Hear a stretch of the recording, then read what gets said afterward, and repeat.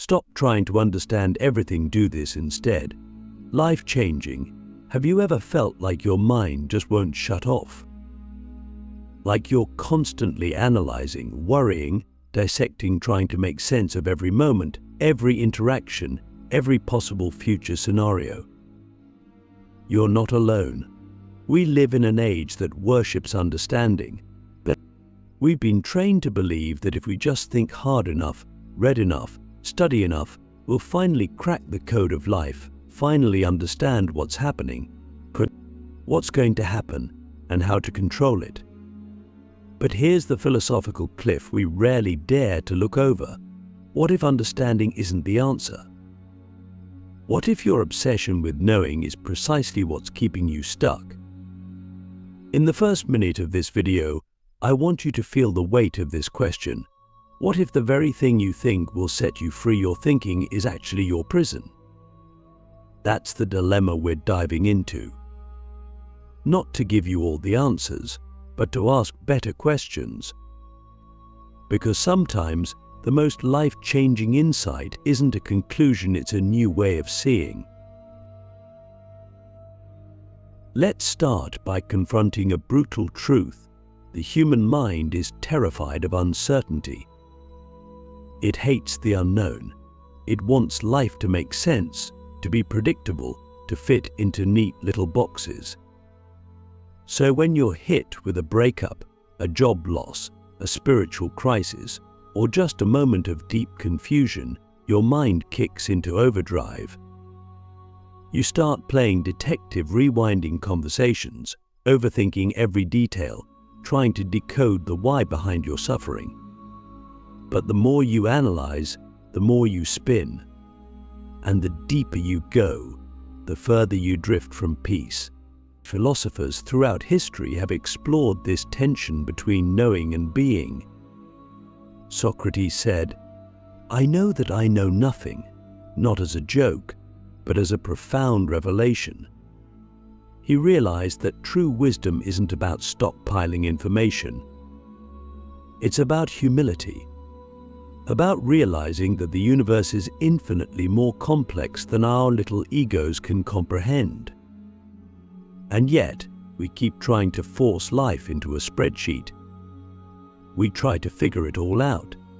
But what if that's not our job? There's a moment in every philosophical journey where you hit the wall, the realization that no amount of mental gymnastics will give you the comfort you crave. That's the moment when something deeper is asked of you. Not more thought, but more presence. Not more logic, but more surrender. And I don't mean surrender as passive giving up. I mean radical acceptance. The kind that says, I don't need to understand this right now in order to live it. But this is where everything changes, because once you stop trying to understand everything, you make space for something else to emerge: awareness. Pure, uncluttered, grounded awareness. You begin to see that your thoughts are not the truth. They're just noise, and beneath that noise is a field of stillness, of being, that doesn't need to explain itself. It just is. Click subscribe to this channel to get more profound insights. Now, this is where it gets wild. Neuroscience actually backs this up. When we try too hard to solve emotional or existential problems purely through thinking, we activate the brain's default mode network associated with rumination and depression. But when we practice presence, mindfulness, or even just let go for a moment, we shift into a completely different neural pattern, one that allows for insight, creativity, and calm. In other words, your need to understand might actually be blocking the very clarity you're seeking. So ask yourself this: what am I trying so hard to figure out right now? And what would happen if I stopped trying? Does that question scare you?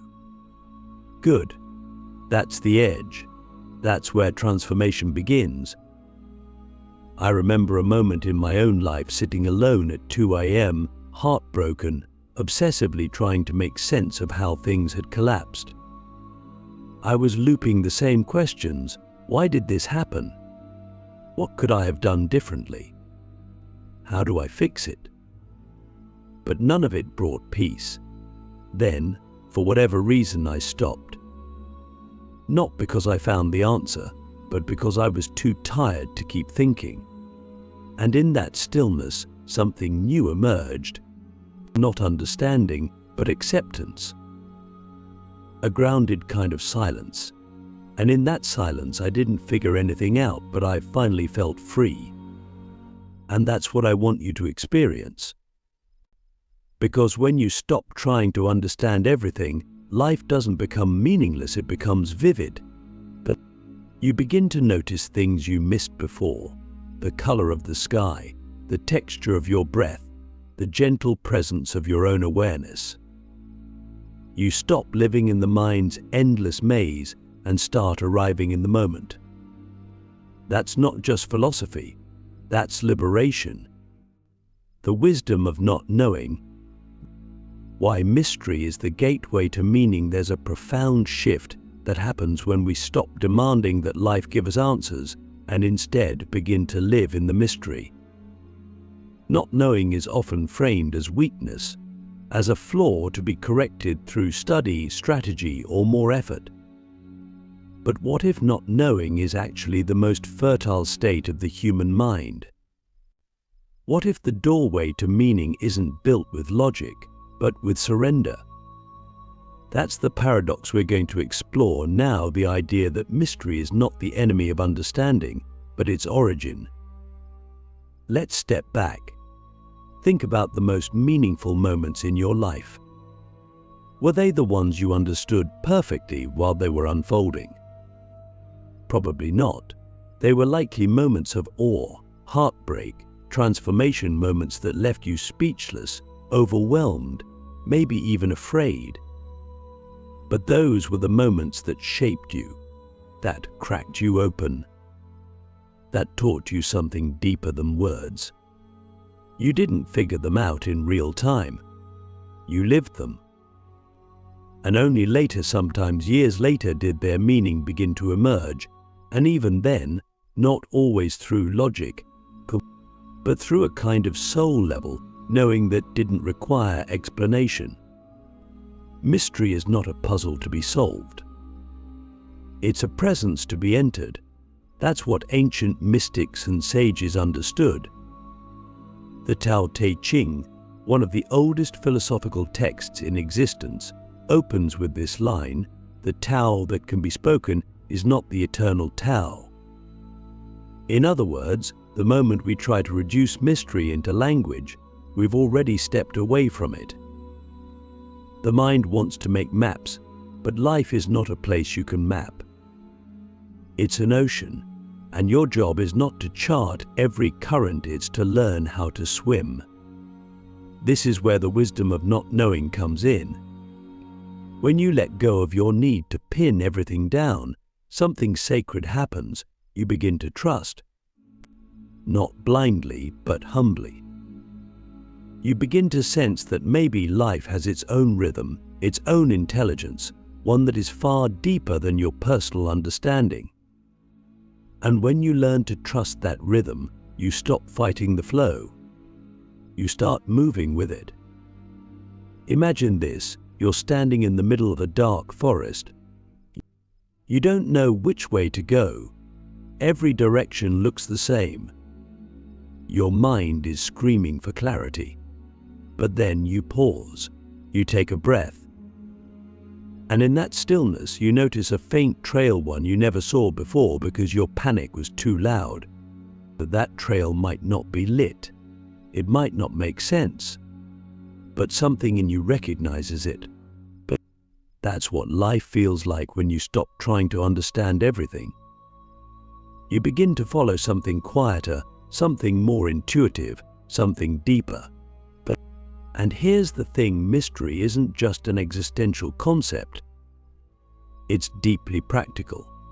When you live in a state of mystery, you become more adaptable, more open, more creative, You stop trying to force outcomes and start responding to what is. You listen better. You show up more fully.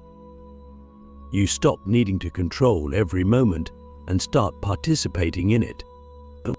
That shift alone can change your relationships, your work, your entire emotional world. There's this beautiful quote by Rainer Maria Rilke: "Be patient toward all that is unsolved in your heart and try to love the questions themselves." What a radical invitation. Not just to tolerate uncertainty, but to love it, to hold space for it, to let it ripen in its own time. Because some truths don't arrive as answers, they arrive as presence, as alignment, as peace that doesn't need proof. So let me ask you something, and really sit with this. What if your greatest growth is hiding behind the questions you keep trying to solve? What if the meaning you're searching for isn't something to be grasped, but something to be received slowly, like rain soaking into dry earth? We don't need to become masters of understanding. We need to become students of mystery. Because mystery humbles the ego, opens the heart, and brings us back to the moment. And in the moment, life is not a riddle to decode. It is a miracle to experience. The mind's trap: how overthinking steals your life without you noticing. There's something deeply sinister about overthinking, not because it's loud or overtly harmful, but because it's so subtle, so disguised as intelligence, that we rarely see it for what it truly is: a thief. It doesn't kick down the door of your life. It creeps in quietly, dressed as analysis, planning, caution, or even wisdom. But in reality, overthinking slowly drains the color from your experience. It steals your presence, your spontaneity, your ability to act. And worst of all, it convinces you that it's helping you. We've been conditioned to equate thinking with control. The more we think, the more prepared we feel. But what we don't realize is that most of our thoughts are not productive, they're repetitive, obsessive, looped. You think the same things today you thought yesterday. What if I fail? What if I say the wrong thing? What if they don't like me? What if I never find the answer? And yet, despite all this mental activity, we rarely move forward. That's the trap. You're not thinking to find clarity, you're thinking to delay risk, to avoid discomfort, to try and guarantee safety in a world that offers none. Let's be brutally honest. How many opportunities have you missed because you were still figuring it out? How many relationships have withered because you were caught in your head instead of showing up with your heart? How much of your life has passed by while you were stuck in the fantasy of having everything perfectly planned before you took the first step? Overthinking is the mind's way of avoiding life. It gives you the illusion of progress while keeping you stuck in the same place. And it often feels noble. We say things like, "I'm just being careful," or "I want to make the right decision," but underneath that is usually fear. The fear of making a mistake, the fear of being vulnerable, the fear of not being in control. But here's the wild truth: life doesn't reward the most calculated. It rewards the most present, the most engaged, the ones willing to move through uncertainty, not around it. There's a concept in Zen Buddhism called beginner's mind. It refers to the state of openness and curiosity we all had before we were taught to overanalyze everything. Children embody this beautifully. They don't need to understand everything to experience it fully. They jump, they explore, they trust. And because of that, they're alive in a way most adults have forgotten. When we overthink, we kill that aliveness. We replace wonder with worry. We trade presence for paralysis. Now, I'm not saying you should never think. Thought is a tool, a powerful one, but it's not meant to be your constant companion. It's meant to be picked up when needed, then put down. The problem is, most of us never put it down. We walk through life with our minds buzzing like overloaded hard drives, unable to process the moment because we're too busy trying to control the next one. So how do we break free? The answer isn't more thinking. It's embodiment.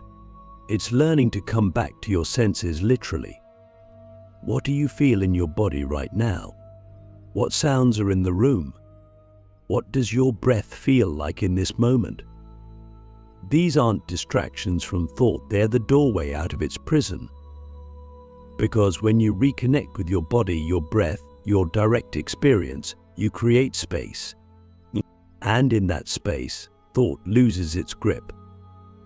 Ask yourself this: how much of your life are you actually living, and how much are you thinking about living?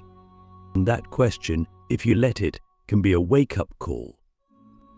Because the mind will always have another problem to solve. But life isn't waiting for you to solve it. It's happening now, in this breath, or in this heartbeat, in this one fleeting, precious moment. Living the answer, aniai, te, wandu. How presence transforms confusion into clarity. There comes a point when you realize that the answers you've been chasing aren't hiding in some intellectual mountaintop. They're already within you, buried beneath layers of noise, fear, and mental clutter. But that's the power of presence. It doesn't give you new information, it reveals what's been true all along. And the moment you stop trying to understand everything, you create the space necessary for clarity to emerge, not as a concept, but as a lived experience. Presence is not a mystical idea reserved for monks on mountaintops. It's here, it's now, it's in the way you sip your coffee without checking your phone. It's in the way you listen to someone without preparing your response. It's in the way you breathe without trying to fix the moment. Presence is the art of being fully in contact with reality without needing to manipulate, interpret, or judge it. And when you begin to live this way, something incredible happens. Confusion begins to dissolve on its own. You don't need to force clarity. You need to stop resisting the moment. That's the shift. Life is not asking you to figure it all out, it's asking you to show up for it. When you do, you begin to see that many of your questions were never meant to be answered with words. They were meant to be answered through experience, and through living, through trusting. Think about it. How do you know when you love someone? How do you know when to move on? How do you know what your purpose is? These are not problems to solve. They are mysteries to live into. And the more you try to force them into categories and conclusions, the more you disconnect from the living, breathing truth of them. One of the greatest philosophical truths is this: clarity isn't something you get, but it's something you become. When you are present, when your mind quiets down, when you stop grasping at certainty, you become a vessel for insight. You begin to act not from fear, but from alignment. Not from overanalysis, but from inner knowing. That's not magic. That's what it means to be fully alive. So here's the final question. What would your life look like if you stopped trying to understand it and just started living it? Not recklessly, not mindlessly, but with the kind of trust that says, I don't have it all figured out and I don't need to. I am here, I am enough, and that is the beginning of everything. Stop chasing answers. Start living the question. And watch how life begins to speak to you, not from the outside, but from the quiet, steady voice within, the one that's been waiting all along.